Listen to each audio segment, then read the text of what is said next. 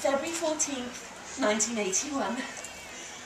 Dear Diary, there's a boy next door. A boy! He's got blonde hair and his name is Patrick. I know, because I followed him down to the beach this morning and I asked.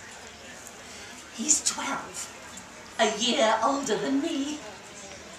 He's made a hideout in the dunes. He spends most of the day there.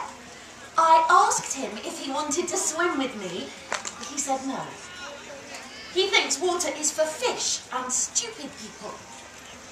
He says his parents are really rich and they travel all over Australia and that he stays with his auntie in the summer because she's lonely. I think he's lying about that. Mrs. Anderson always has people at her house.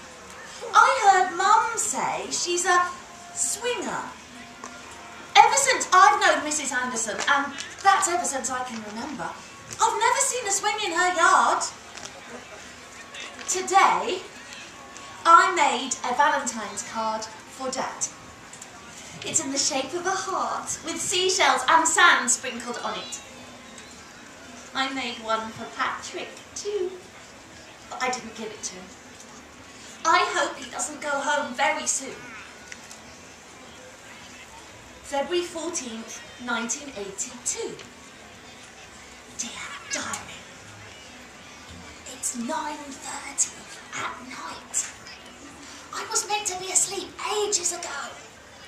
I've just finished whispering to Patrick. Our bedroom windows are opposite each other. He told me his parents are going to take him to Disneyland in America. I wish I could go.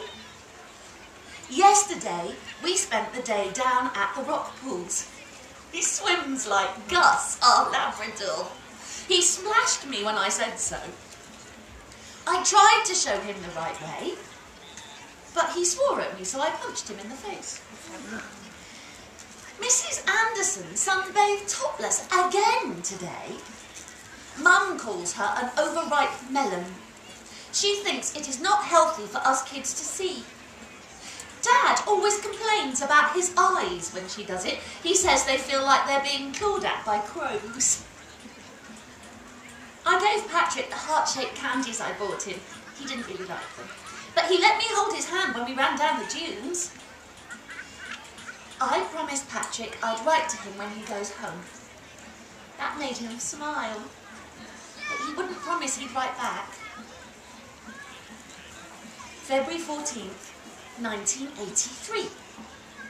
Dear Diary, Patrick and I snuck out last night. We went to the dunes. He told me about his new stepdad. He doesn't sound very nice.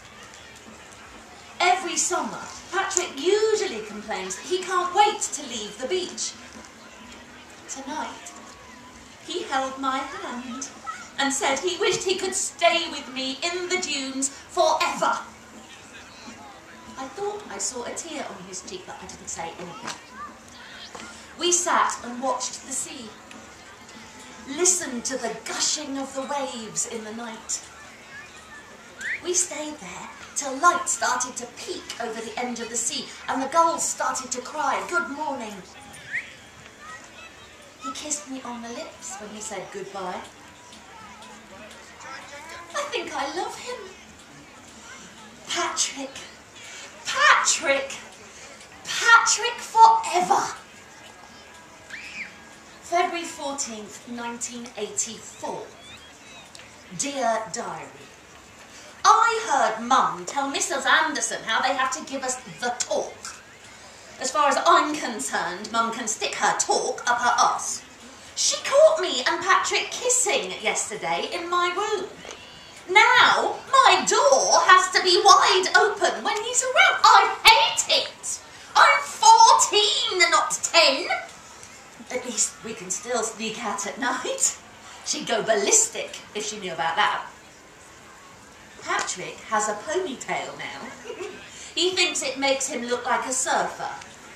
But I know if he were to go in the water, he'd look more like a wet dog. February 14th, 1985. Dear Diary, Patrick leaves tomorrow. 4 weeks early. They're sending him to boarding school. We're going to meet on the dunes tonight. I think I'm going to cry. I don't want him to leave. At the end of each summer, I feel like my heart is wrenched out of my chest. There is a string tied around it that squeezes my heart to bursting point when he's gone. It only slackens on his return, letting my heart breathe and pump my love for him through my veins. If he doesn't come back next summer, I will die. Mum has finally gone to bed, and I can hear Dad snoring through the walls.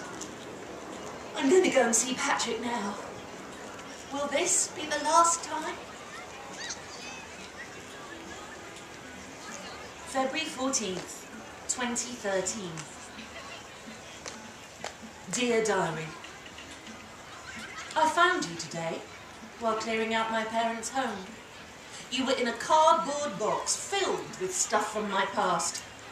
One that was securely taped shut and expelled to the loft's deepest, darkest corner. It's ironic that it took the passing of loved ones to reunite us on the one day of the year I find the hardest to endure. You are here, ready and waiting for my entry as if the previous pages were only yesterday. And here I am, a spinster whose tears dampen the pages before her, wondering if now is really the time to confide. And if it is, what should she say? The nightmares are still the same. A mixtape of memories my subconscious chose especially to torture me. The taste of the salt pooling in my throat. The strangled call of my name. Patrick's face disappearing through the waves. My screams no longer reaching him. I wake, suffocating, sobbing his name into the darkness. We'd made love that night. Sacrificed our virginity on a promise we made to each other. We ran down the dunes together, hand in hand, careless and happy, splashing our way into the water. Not for one moment did I think, well, I couldn't have known.